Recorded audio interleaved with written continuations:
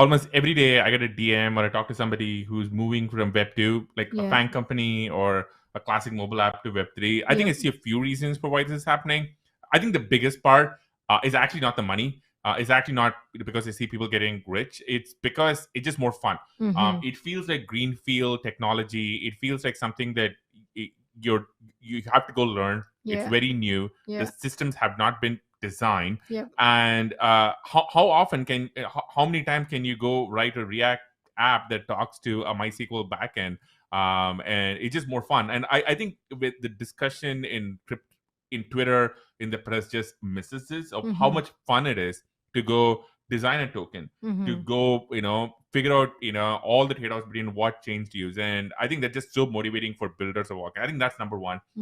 I think number two is there's almost this philosophical angle to where people just don't want to live in a world where power is centralized, in a few companies. This is not the internet we signed up for. This is not what even Web2 was supposed to be about. And we have wound up here, and and all of our careers have benefited from these companies, but this is not what people signed up for.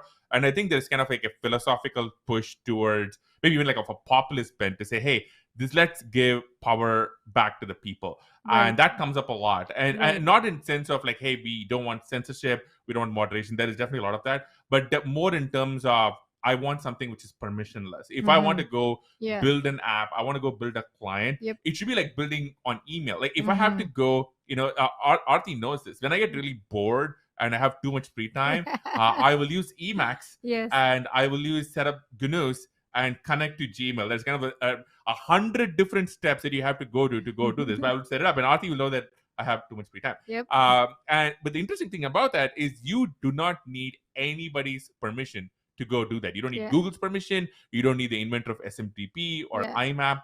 But if you go think about the Web2 APIs, you don't need Facebook's permission. You don't need Google's permission. You don't need Twitter's permission. And I understand why that happened. But in Web3, the idea of permissionless innovation is powerful. You can again go build on things, and guess what? You build on something, you go to Etherscan, it's live, and I think that's such a powerful thing.